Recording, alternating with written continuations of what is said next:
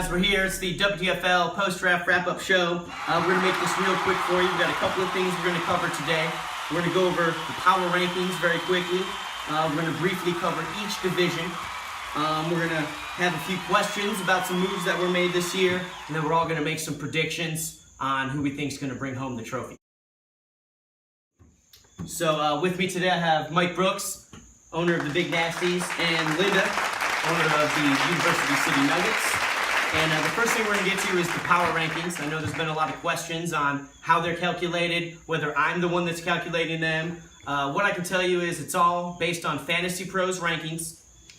Basically what it does is it calculates your maximum starting lineup, and that's what the rankings are based on, at least the post-draft rankings. As we get into the weekly and rest of season rankings, those will take into account the depth of your roster and various other things, and you'll see some people probably move up and down the charts depending on the way the rankings play out. So you can all go to fantasypros.com, go to my playbook feature, you can log in, it's free, and you can enter in the user URL of the league, and you can see these for yourself and see that I'm not making it up.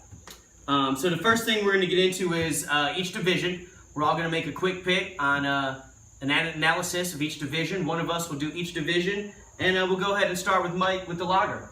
All right. Right off the top, I mean, just first thing that jumps out at me is the extremists. I mean, scratch your head, what were they thinking with all the trades? But because of that, I'm picking them to finish last in their division. I really like the moves the Killer Bees made. And they have a great starting lineup. Brady, they got great receivers with some great potential. Great receivers with not the best quarterback, so you just never know. But I have to pick the Nuggets to win the division. I think top to bottom, running back, receivers, I just think they're solid from top to bottom. They're going to be agree with everything there. The Nuggets are definitely the team to beat in the Lager division. Killer Bees, I thought, had a really good draft considering they had no basis, no foundation to work with. They inherited a team. An extremist, well, you know, we'll see what happens. That's the best I can say. It's supposed to be the toughest division in the league. Well, this is the year it leads up to its name. So we have the Cozarts coming out looking strong, having projected 109 points in the first week. Look at the team, if you have the chance. Not looking bad. Before this offseason, I would have said it was between the Scout Patrol and the Honey Badgers, based on their historic play and how they did last year. After the extremist trades, yeah, it's between the Scout Patrol and the Cozarts. Cozarts are going to come out stronger when Elliott comes back. It's all Sky Patrol. So I'm predicting the Cozarts to win the division and the Sky Patrol to make a run in the playoffs as a wild card. All right, I'm going to go ahead and cover the IPA division. I'm going to start with the Gangsters, and I'm going to move on from the Gangsters. Better luck next year. Really, I like the Nasties to win this division. The Hunters, I think the Hunters are a year too early. I like the potential of Winston, but Tyreek, Fournette, those guys are going to probably need another year to grow into their roles on the team. And I think the Nasties are the team that's built to win now. You got the guy who's the number one with Drew Brees throwing him the ball. You got a top 5 running back in Melvin Gordon. And you got 2 potential top 2 QBs. That could be some trade bait. That could be anything that could help you somewhere down the line. If Paul Perkins hits, that's a great value pick. If Rawls ends up being the starter, that's a great value pick late. I think the Nasties are the team to beat in the IPA. Linda, what do you think about the IPA? I agree with you on the Gangsters, but I have to say I do like the Hunters this year for that division. I got to take Freeman over Gordon. Gordon's a little too touchdown dependent for me. And then as far as his backups, I'd rather have Fournette as a backup than having Perkins as a backup. Giants don't run the ball well. And then the same thing kind of going with bench. I'm not crazy about the Hunters wide receiving starters. Tyreek Hill could be hit or miss.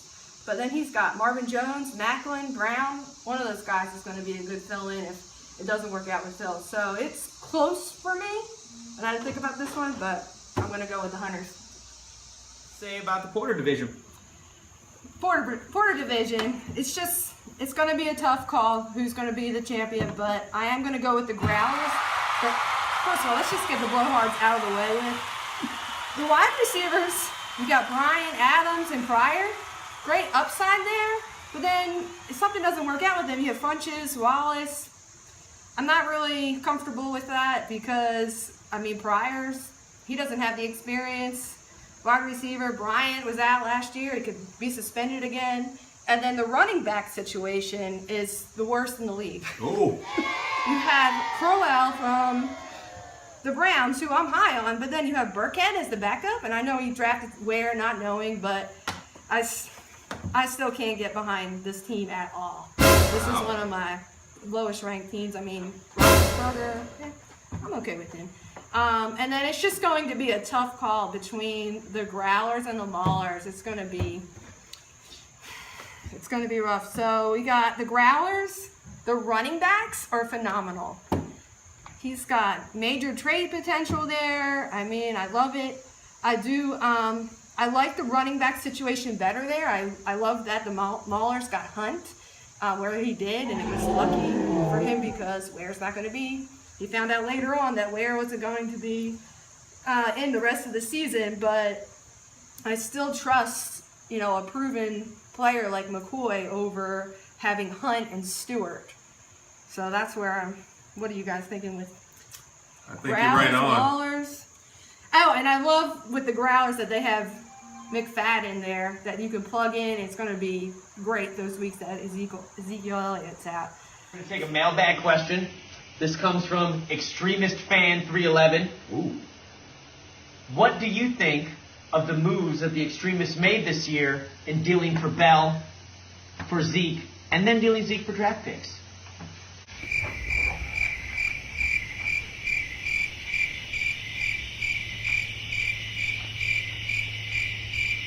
Here's our picks for who we think will win the Jake this year. On my right hand, that'll be Dee's pick. My left hand, that'll be my pick. Cozart, Growlers, Scapatrol.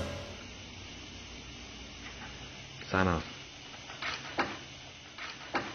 That's it for the Wtfl post-draft wrap-up show. Good luck to everyone this year.